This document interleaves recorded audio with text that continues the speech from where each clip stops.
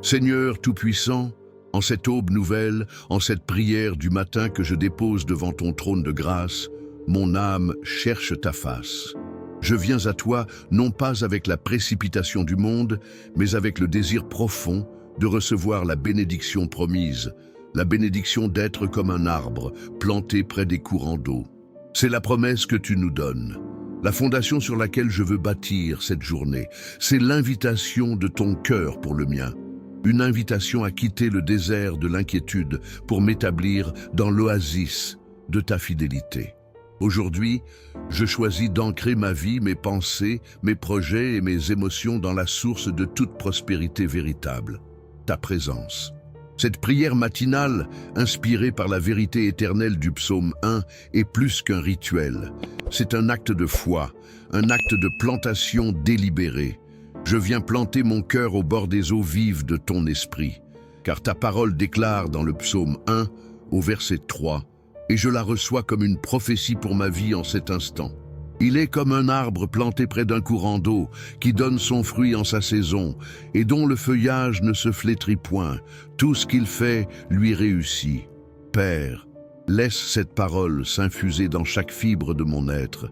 Je ne veux plus être comme la paille que le vent disperse, ballotté par les circonstances, les mauvaises nouvelles, les doutes et les peurs. Non, ce matin, je déclare mon intention de m'enraciner. Qu'est-ce que cela signifie, Seigneur, d'être planté? Ce n'est pas un accident.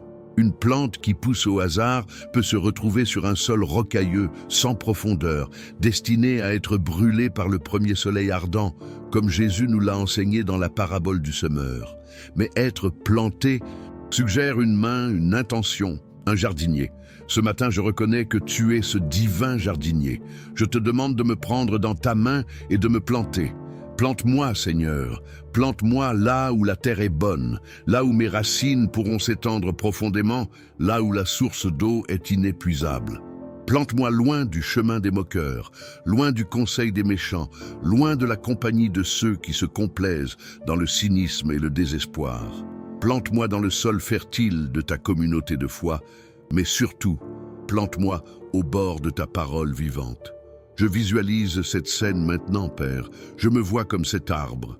Un arbre qui n'est pas chétif ni fragile, mais robuste, fort. Un arbre qui inspire confiance. Ses racines, je les imagine, ne sont pas superficielles.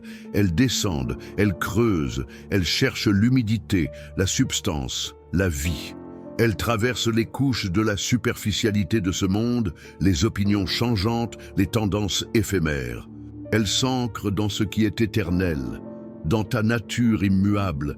Mes racines, ce sont ma foi en toi, ma confiance en tes promesses, ma méditation de ta parole. Chaque fois que je choisis la foi plutôt que la peur, je sens mes racines s'enfoncer plus profondément en toi. Chaque fois que je choisis le pardon plutôt que l'amertume, je sens mes racines s'agripper plus fermement au sol de ta grâce. Seigneur, fortifie mes racines ce matin. Que ma vie cachée, celle que personne ne voit, soit une vie de recherche intense de ta présence. Si, en ce moment, vous qui priez avec moi, vous ressentez ce même besoin d'être fermement établi, de ne plus être emporté par les vents de l'adversité, je vous invite à faire de cette prière la vôtre en écrivant dans les commentaires. Seigneur, plante-moi près de tes eaux. C'est une déclaration de foi, un acte prophétique pour votre journée. Et ces courants d'eau, Père Céleste, que sont-ils? Ta parole nous dit que l'homme qui se confie en l'Éternel est comme cet arbre planté près des eaux, qui n'a rien à craindre de la chaleur. Le prophète Jérémie fait écho au psalmiste, nous assurant que celui qui met sa confiance en toi ne cesse de porter du fruit. Ces courants d'eau sont ta parole, qui coule comme une rivière de vie, nettoyant mon âme, renouvelant mon intelligence, étanchant la soif de mon esprit. Chaque verset que je lis est une gorgée d'eau vive. Chaque promesse que je m'approprie est un courant qui vient nourrir mes racines.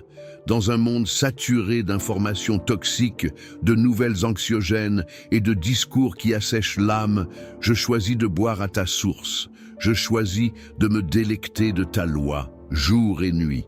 Non comme une obligation religieuse, mais comme un besoin vital, comme l'acte de boire de l'eau dans un désert. Ces courants d'eau sont aussi la présence de ton Saint-Esprit. Jésus n'a-t-il pas crié « Si quelqu'un a soif, qu'il vienne à moi et qu'il boive. Celui qui croit en moi, des fleuves d'eau vive couleront de son sein. » Saint-Esprit, je t'invite à couler en moi et à travers moi ce matin. Sois ce fleuve intérieur qui me soutient lorsque les sources extérieures se tarissent. Dans mon travail, dans mes relations, dans mes finances, lorsque je me sens sec et sans ressources, je prie pour que ce fleuve divin jaillisse de l'intérieur, m'apportant la sagesse, la patience et la force dont j'ai besoin.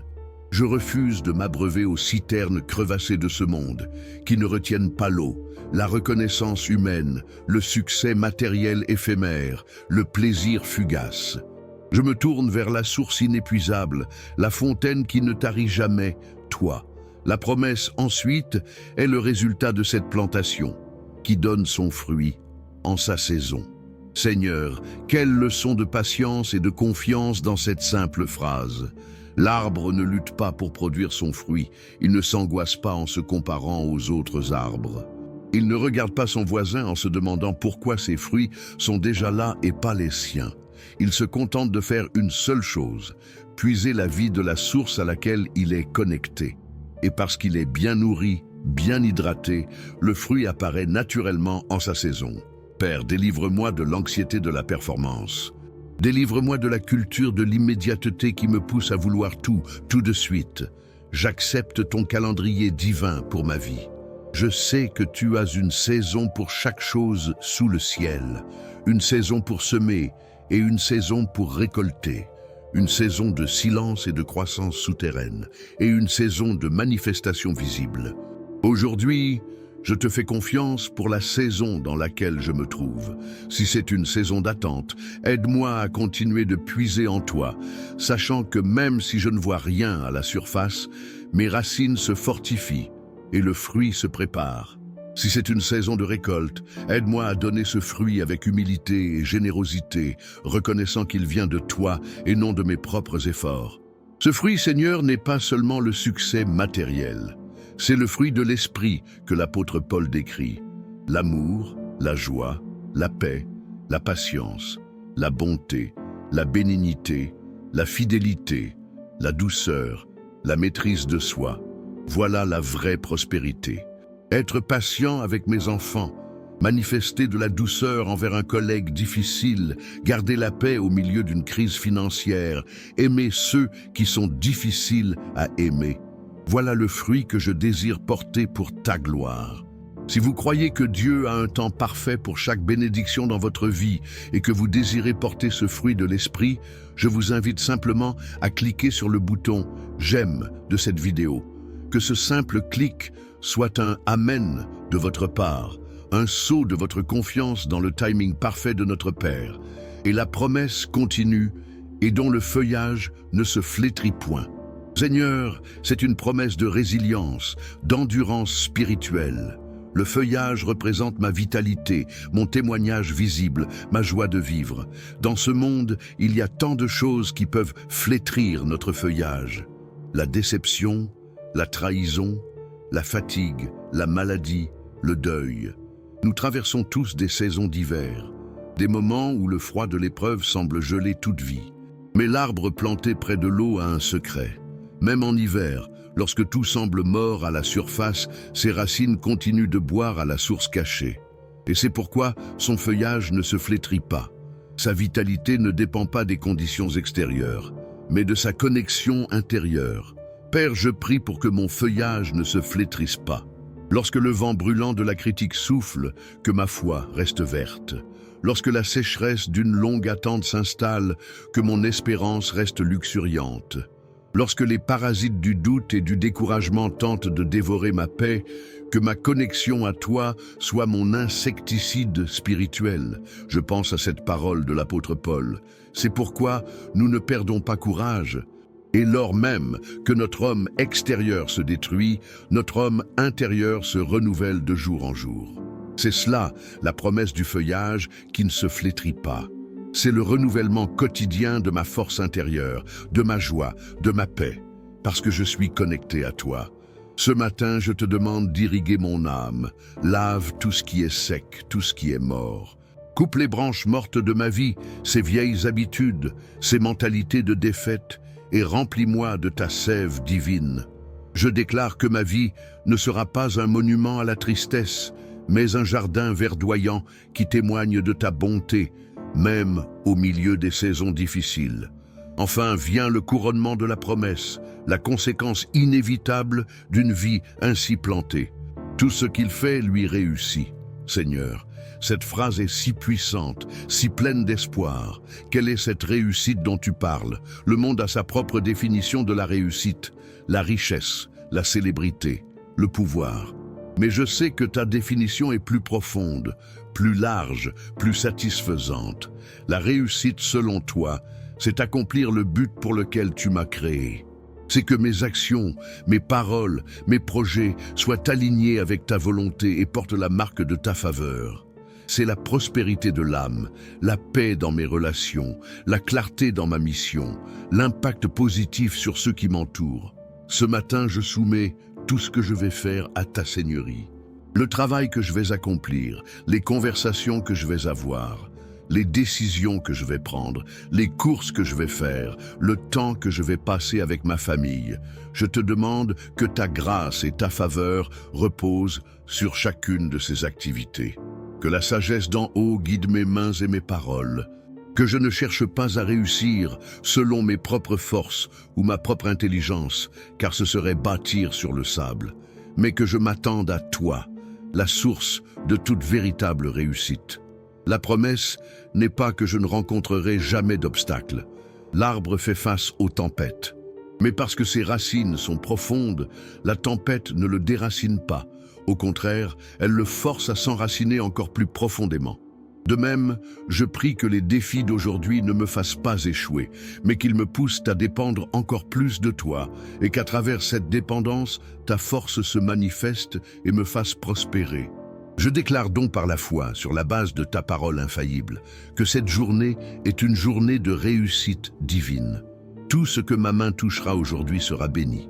Mes finances prospéreront, non pas pour l'accumulation égoïste, mais pour être une source de bénédiction pour les autres. Mes relations prospéreront, marquées par la grâce et la réconciliation. Ma santé prospérera, car mon corps est le temple de ton esprit. Mon esprit prospérera, rempli de pensées de paix et de vie. Cette prospérité n'est pas un concept vague. C'est le résultat direct de ma décision, en ce moment même, de rester planté près de toi. Alors, Père, en concluant cette prière matinale, je veux sceller ces vérités dans mon cœur. Je récapitule ton plan pour moi aujourd'hui. Premièrement, je suis planté par toi, le divin jardinier, dans un lieu de bénédiction.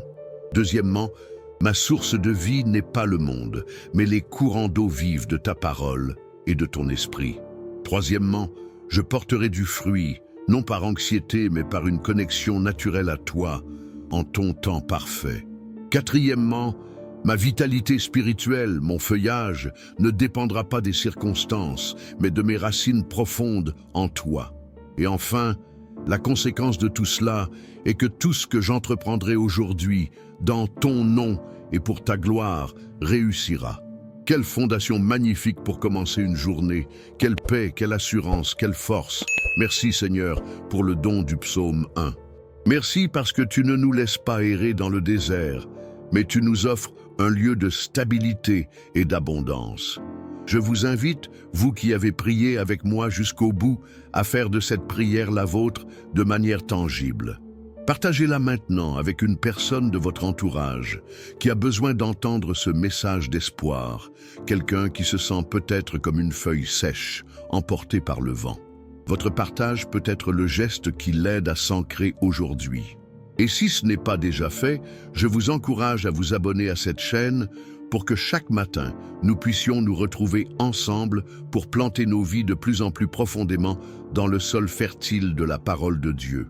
Que votre journée soit la preuve vivante de cette prière, que les gens voient en vous la vitalité d'un arbre dont le feuillage ne se flétrit pas, qu'ils goûtent aux fruits de l'esprit dans vos paroles et vos actions, et que vous-même, ce soir, en regardant en arrière, vous puissiez dire avec gratitude, oui, le Seigneur a été avec moi, et tout ce que j'ai fait aujourd'hui a réussi pour sa gloire.